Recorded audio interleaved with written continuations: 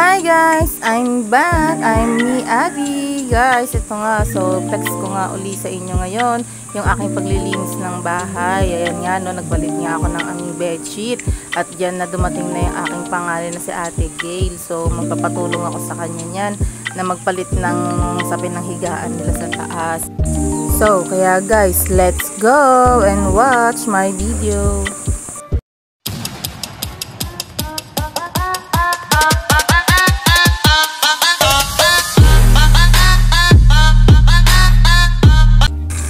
So, ito na nga, no, diba? Siyempre, nagpapalit na nga tayo ngayon ng mga sapin.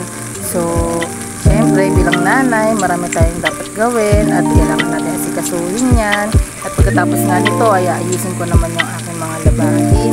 At pagkatapos, ay magluluto naman ako ng aming pagkain para mamaya. At siyempre, dahil sa bago pa nga lang ako nag-vlog, nag-umpisa pa lang ako, please guys, pa-support naman po ako ng aking channel and ng aking vlog. Paki-like niyo po at paki-share po ng aking video. So ito, tapos na nga kami magpalit niya, tapos na kami maglinis niya, diba? Yan na yung kanalabasan ng aming pagliligpit, pagpapalit ng aming sapin. Guys, diba? Napakaliit lang po ng aming bahay. Ayan na siya guys. Hindi pa tapos yung taas niyan guys, dudugtungan pa niyan eh. Kasi hindi na sila kasi sa taas, kaya yan na muna for now. And pagkatapos nga niyan ay susunod na natin yung ating labahan. Ito na nga yung aking mga napakadami-daming labahan, tambak guys. So 1 week po yan na ipon namin mga labahan. Nasa dagdagan pa kasi nagpalit nga ako ng mga bedsheet namin. Kaya for the go, ito bukas ay super pagod na naman tayo nito. Ano ba naman yan? Dami pong gawain talaga ng mga super mother. Kaya yan, sinaayos ko muna yung aking mga labahan. Sasama ko muna yung mga puti, iniwalay ko yung mga dikolor, malalaki na maladikolor, mga short na dikolor, pinagsasama-sama ko yan. Tsaka maliliit na dikolor, pinagsasama-sama ko yan. At ito na nga, magluluto na nga ako ng aming tanghalian. So, bago yan, magdasaing nga muna ako niyan. Hugasan ko muna yung bigas niyan, syempre. At pagkatapos niyan, ay, tsaka ko naman nasikasuhin yung aking lulutuin na pininyahan na manok. Ito na, isasalang ko na muna yung bigas.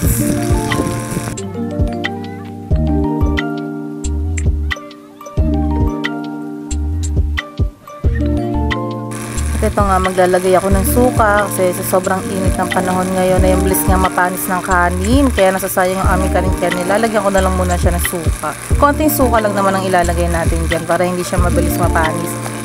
At kinuha ko nga dyan yung Coco Mama, tapos yung tidbits na pinya na panilagay ko sa pininyahan para mamaya. Kaya mag-uumpisa na ako niyan syempre.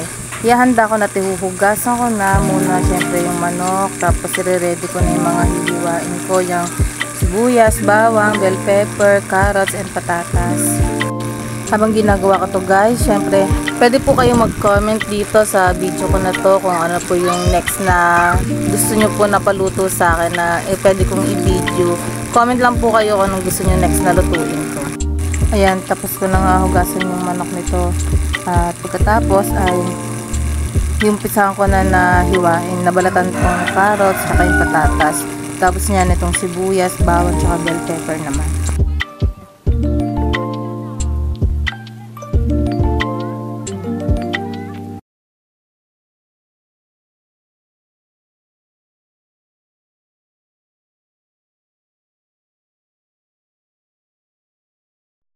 Forward ko na yan, syempre para mabilis. So, iwain ko na siya ngayon.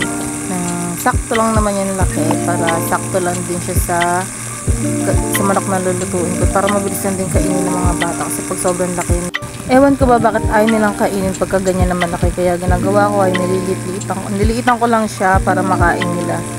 Kaya forward ulit tayo yan para mabilis, para dito na tayo uli sa sibuyas tsaka sa bawang and bell pepper. Yan na nga, hininiwa ko na nga yan para mabilis tayong matapos, para makapagluto na at maumpisahan na yung masarap na pininyahang manok.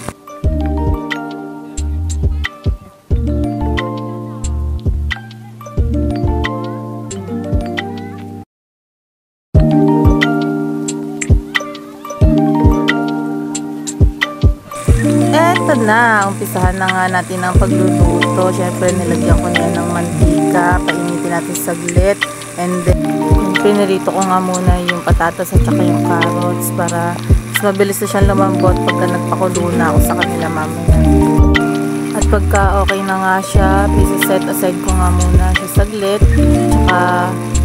At umpisahan ko na yung pag-isa ng sibuyas, bawang at ang bell pepper niyan. Yan, tapos isusunod ko na dyan yung manok. Syempre, halu-haluin ng konti. Tapos, isusunod ko na rin, ilalagay dyan yung mga pampalasa, yung chicken cubes, magic sarap, tapos paminta powder. Syempre, para maging masarap, syempre hindi yan mawawala. Wow! Hindi magpapasarap dyan eh. Ko na nga dito guys, yung sabaw lang nung tidbits, mamaya na syempre yung pinakapinya, yung sabaw lang muna ang ilalagay ko dyan. Silagyan ko na rin yan siya ng dahon ng paminta, ng dagdag lasa. And ilalagay ko na nga rin yung kokomama, tapos isusunod ko na rin dyan yung carrots tsaka patatas, tapos hintayin ko lang muna siyang kumulo, tapos nyan ay titikman ko na siya mamaya. At pagkakulungan niyan, syempre guys, sinalo-halo ko muna, tapos tinikman ko at natabangan nga ako, nagdagdag pa ako ng asin, tapos ilalagay ko na rin dyan yung pinya, halo-halo ulit, tapos pakulo onte. Yan, tapos silignan ko na rin yung kan kung ayos na. Syempre, pagpasok sa loob ay konting harot-harot muna sa anak. Ayan, antayin ko nga uli kumulo, tapos halo-halo uli, tapos titikman ko uli yan kung okay na ba yung lasa. At syempre, yan na nga, yung pinakahihintay ko, ayos na, ang sarap na niya guys. Ready to eat na to guys, let's go!